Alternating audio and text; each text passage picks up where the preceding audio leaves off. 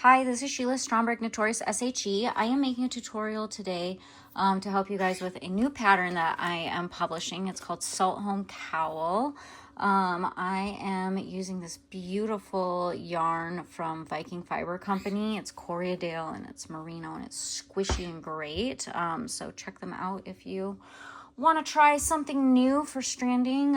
It's really nice because it's not superwash, so your stitches actually stick together like they're supposed to. So the exact yarn that I use is going to be linked in the pattern.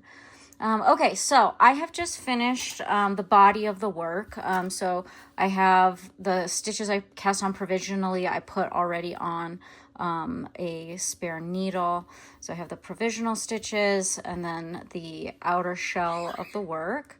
And then I have where my live stitches are still sitting. So what I like to do is fold the work in half like this. So you'll have this nice purl ridge line that's going to show you where you need to fold the work. And then we're going to work these together. And we're going to join the yarn down here at the bottom of the work. So I'm just going to do that. I grabbed a needle the same size as my gauge needles here. So go ahead and make a slip knot. Stick that on my working needle. I'm just going to go ahead and show you guys how I pick up stitches for this because it is a little bit tricky when you're first getting used to it because you're going to be going through both layers of fabric on this. So I'm just going to show you guys my little tips and tricks here. I like using these locking stitch markers for this. So what I first do is I hold these, I'll make sure that the stitches don't come off. So I pull them up on the needle a little bit and then put one locking marker up here. And then I make sure everything is laying really nice and flat. Because the work is going to want to curl on itself, just make sure that you're flattening it out nicely so that everything is lined up. So then I'm just going to use these locking markers to kind of pin the work together so it just stays put and doesn't curl up. You can use more, you can use less, you don't have to use any at all if you don't want to. I find them helpful to just, it helps me feel like I'm staying on track better. So now we are ready to get started on this. I'm going to just zoom in a little bit. Okay, here we go. So I have kind of some yarn tails here where I joined my yarn and stuff. I'm just going to leave them outside, and then there's one other yarn tail here. I'm going to shove it inside because I'm a little bit lazy. So, okay, our starting stitch should be down here. We're going to go ahead and knit one through both layers of fabric. That's how we're kind of starting our join here. And then you're just going to continue along, making sure you go through both layers, as you can see. So we're going to go through both layers and just pick up stitches and knit them. And it doesn't have to look perfect on the inside. You're gonna notice you'll have this like really honestly ugly inside right now. It's all gonna get encased when we finish the casing, so you don't really have to worry about how that side looks, as long as this front side looks nice. So we're gonna pick up at a rate of 1 stitch for each of the cast on stitches, and then 1 stitch in each of these row ends here. And yeah, this is how we go, just 1 stitch all the way along up.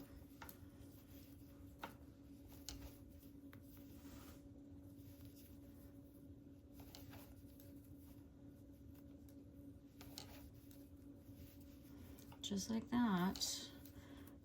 When you get to one of your locking markers, you're just going to take it out when you get to it and then proceed from there. Like that. So go ahead and pick up stitches all along this side of the work. Your stitch pickup rate should look a little bit, just about like that. If you are picking up too many stitches, your work is going to start to ruffle. So just make sure that you're picking up 1 stitch for each of the cast off or bind off stitches, 1 stitch for each row end, and you'll be all set. Okay, after you get up to our working needles, I'm gonna I'm going to work up to that point, you work up to that point, and then I'll show you what to do next. All right, so your work should look like this now. You should have your stitches picked up all the way along until we reach our spare needle here. When you get up here, we're gonna work as if we're working a 3 needle bind off, but not actually binding off the stitches. So if you've worked a 3 needle bind off before, you'll know that you hold both of these needles together as I have them in my left hand. You're gonna then go ahead and knit 2 together. You're gonna, the first leg of the knit 2 together is the front needle, the second leg is the back needle. So we're going through one of each, go off of the back needle, then off of the front needle, and then slide them both off, just like that.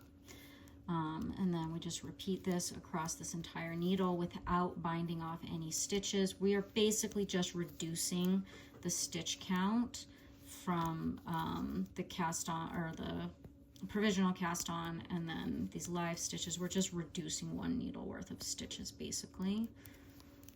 So we're going to go ahead and continue to work in this fashion, knitting together the front and the back needle and then sliding it off.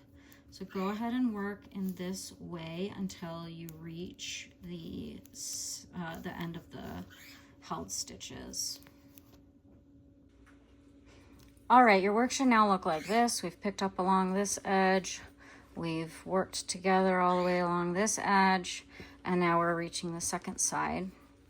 We're gonna work this second side the same as we did the first side, where we're just going to lay everything really nice and flat, pin the front and the back together, and then pick up 1 stitch for each bind off stitch, 1 stitch for each row end as we reach this edge here. We'll go all the way down to the little bottom corner, and then you'll be ready to turn the work. The back of your work should look about like this. This is the lining side, so we're always working from the facing side at this point. So you'll see how ugly this part is at this point. That is very normal, so don't feel like, you know, anything is wrong. If yours looks like that, that is how it's supposed to look right now. We're gonna sew and encase that edge. So go ahead and pick up for the second side here. And then you're just going to work in simple turned rows after that. So we'll just go ahead and finish picking this up. And then we're going to mark for our buttonhole before we proceed to the turn rows. Okay, for this next part of the pattern, I find it easiest to look on the lining side. So we're going to just flip the work over to the wrong side right now. On the lining side, you're going to see where your pickup of, or I mean your 3 needle bind off style knit 2 together ends. So right at the end of that, we're going to take a ruler and we're going to measure down on our work, and the size that I'm working, it wants me to place a marker after this point 2.5 inches. So I'm just gonna take the marker and then plop that in there, right there on that side. We're gonna do the same thing on the opposite side. Again, you should be really easily able to identify where this ends. We'll go ahead and measure down 2.5 inches for my size. Make sure you check what size or how far down on your size. We'll go ahead and pin that. Okay, so in the pattern, I tell you to make sure that you check for symmetricalness of these placement of the markers. How I like to do it is I fold it in half, make sure the ends are all nice and lined up, and then check. So do you see that they are not placed symmetrically? Let me just make sure this is all the way at the bottom. So my markers are just ever so slightly off. So I just kind of split the difference. I'll move this one up 2 stitches. I'll move this one down 1 stitch. And then they should look pretty symmetrical. Another thing I like to do before I proceed from this point is I take it and I lay it out how it's gonna be when it's done. So you're gonna fold it just roughly into thirds. Make sure that your work isn't like ruffled, constrained by your cable needle. And then I lay that out nice and flat, and then just make sure that these look like they're in a good spot where you want them. Some people might want theirs a little lower. I like mine about like this interval. You could go higher, but I mean, I probably wouldn't go too much higher. So this looks pretty good to me. So then I'm going to go ahead and proceed through the turned rows.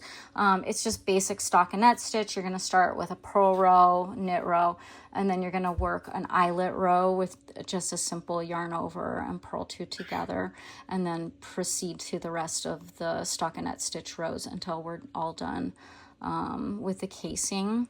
Once you're done with the casing, I'm going to show you guys how I bind off. I use Jenny's surprisingly stretchy bind off. So go ahead and get through the stockinette stitch portion of your work, and then we'll meet back here if you need help with your bind off. All right, I'm going to really quick show you guys how to do Jenny's surprisingly stretchy bind off. This is the bind off that I use for this because I do want the work to be really stretchy, so it'll stretch over my head. So let me zoom in really quick. So to do Jenny's surprisingly stretchy bind off in knit, it's really easy. You're going to just backwards yarn over. So instead of going the normal way, we're going to go backwards around the needle. Then you're going to knit one stitch. You're going to take the backwards yarn over and just draw it over the needle, off the end of the needle, so it goes over the stitch. Then we're going to backwards yarn over another stitch, or another time, knit another stitch. Now we should have 3 loops on the needle. We're going to pull the first one over. I guess that's really the middle one. Then the second one over. That's how you do one stitch. Backwards yarn over, knit one, and then draw both of these loops. You can do them together over the needle. Backwards yarn over, knit a stitch, draw it over the stitch. That is it. So just do that all the way to the end. So you should have just finished binding off all of your stitches. I use JSSBO. You can use a different one if you prefer. So what we're going to do now is we're going to seam the casing closed. So we're going to use the same method as we used to hold the sides together. I'm just going to use locking stitch markers to pin the work down just to prevent it from curling, just like this. After making sure everything's laying nicely, just pin all of this down the work. So you'll notice I kind of overlap it a bit, and then I make sure that this, the ugly edge is seamed in. And then, by the way, how I measure for how long to leave the yarn tail, I lay the work out nice and flat, and then I run the length of the bottom 3 times. About 3 times the length of the bottom, so it goes from all the way from end to end, 3 times the length of the bottom, and then I snip it. It does give you a rather large yarn tail. So what I do is I get it on my tapestry needle and then just pull the excess down as far as I can go, and then just leave a little bit of it at a time where it's not overlapping, and that decreases the amount of yarn I'm going to have to pull through. When you're working this closure seaming, if you did work a contrast color, you should very easily be able to see every single stitch that you picked up if you worked a contrasting color for your lining, so that's why I do recommend it. Basically what we're going to do is we're going to fold this over, and then we're just going to go into the first stitch here. Let me zoom in. Set that down. So we're going to go down into the first stitch here, and then we'll come up to the first bind off stitch here. Okay, so you're going to come up through this stitch, you're going to go through the first bind off stitch, and then draw the tail all the way through like that. This is called whip stitch. It's very easy. So we'll go to the next stitch, go through here, go to the second stitch, and then draw it through like that. And when we do this, I want to make sure after I do a few stitches like that, I make sure to kind of stretch this out as I'm going. Basically, when I undo my marker, I'm going to stretch it out a little bit just to make sure that my work is staying stretchy, because if my work doesn't stay stretchy, then we're going to have a hard time getting it over your head for the smaller sizes. The bigger sizes, it won't really matter, but still, I feel like it's a good habit to have. So just make sure every once in a while you're stretching the work out and just making sure that you haven't seamed it too tight.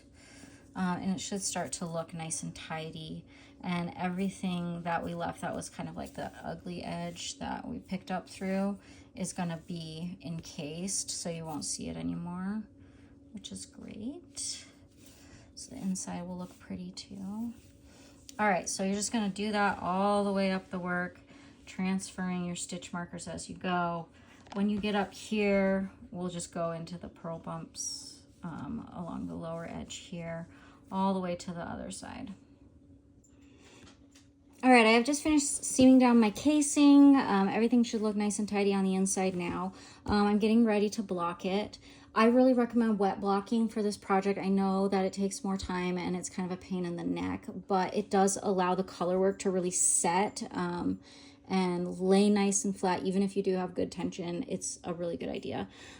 So when I wet block mine, one thing I do is I use blocking wires. So I will just thread a wire through here. So I only have to lay a couple of pins down.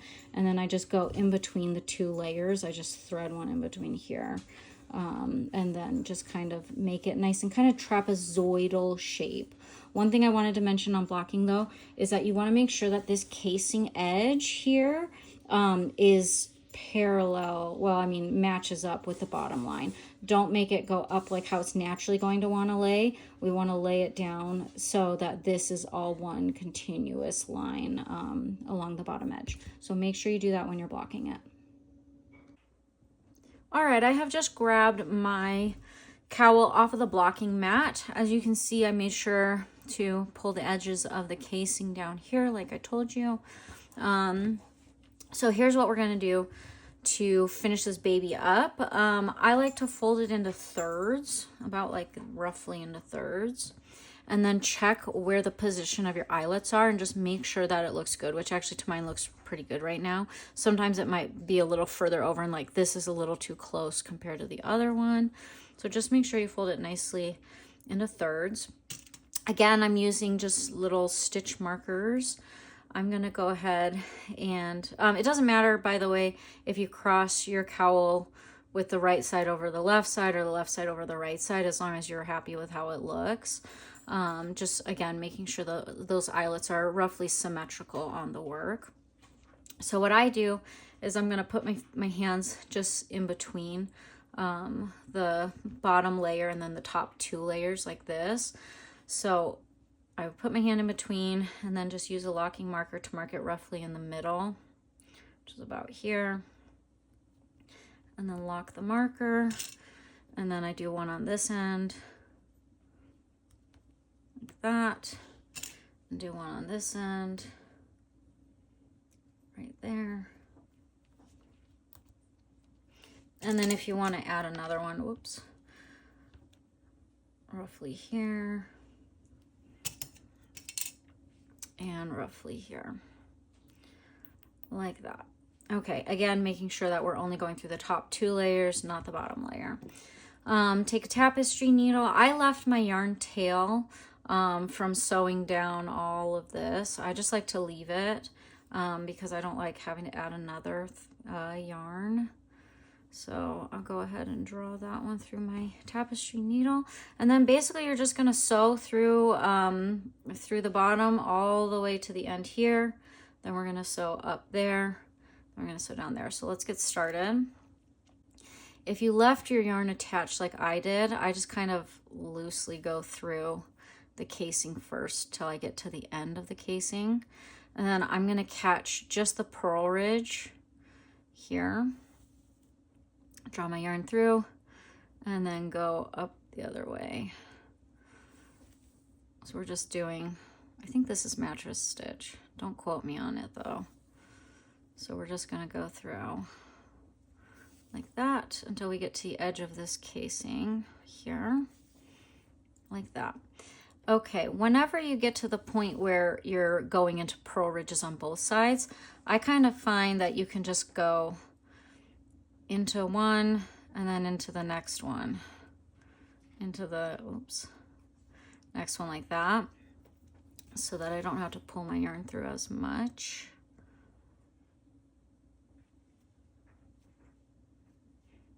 And just make sure that you don't skip any stitches.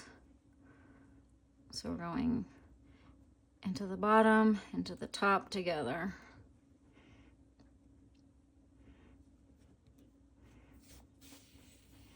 So it'll start to look like that. Okay, so go ahead and work all the way like that to the end here. All right, so I've just finished seaming the whole bottom edge. Yours should look something like this. At this point, we're going to seam just through this layer to this layer here. So this part gets a little bit tricky. What I do is I come and open the work up like this. And then I just kind of, well, before you do that, maybe throw a stitch marker in here, just so we know where we're going to. So I kind of hold it together like this, and then I'm going to come in through this side and then in through just this inner layer here, and then just the casing here. So we're going to go in this way, out that way. Do not catch the front of the work or you're going to see the stitching show up. So I just go kind of like that. It doesn't look the prettiest, but this is the inside, so you're never gonna see it. So I personally don't really care about that too much. If you want to make it look prettier, I don't even know how to do that, so you're on your own on that. I just know how to do it like this.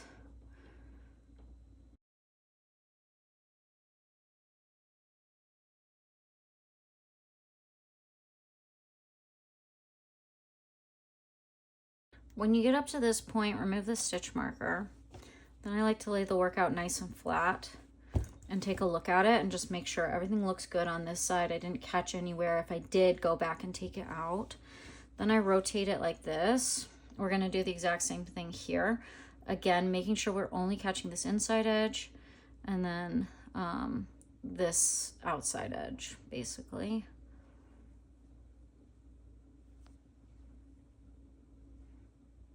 And this we will be able to see, so make sure that you don't catch too high up on here.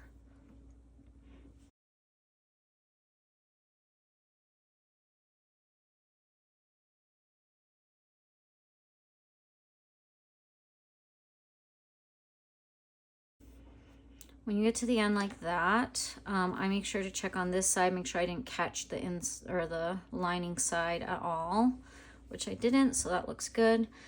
Then what I do, because I am a little bit lazy, what you should do is probably weave this in like normal, but what I do is I just kind of secure this down a couple times like that. Just make sure it's tight. And then I actually just put it in between the layers of fabric.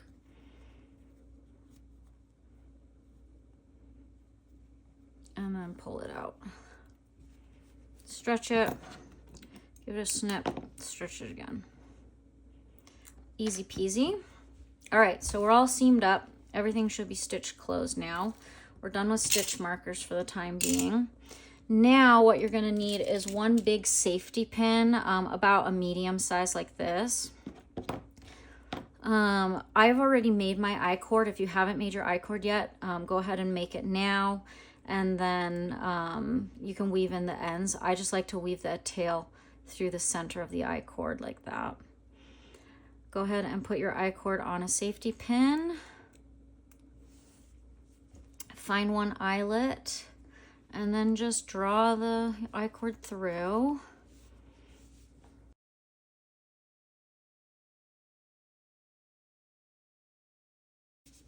When you get to the second side, just find your second eyelet like that.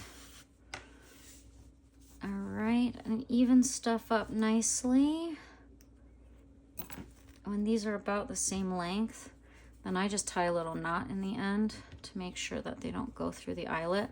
But let's be honest, if they really want to go through, like this is knit, it's probably going to go through. So try not to pull on it too hard. But if it does, just grab your safety pin and do it again. You'll be all fine. All right, that is it. We are now officially done. You can now wear this around and go on your Viking ship if you want to, and you'll be all set for the winter winds. All right, I hope you've enjoyed this tutorial and this knit.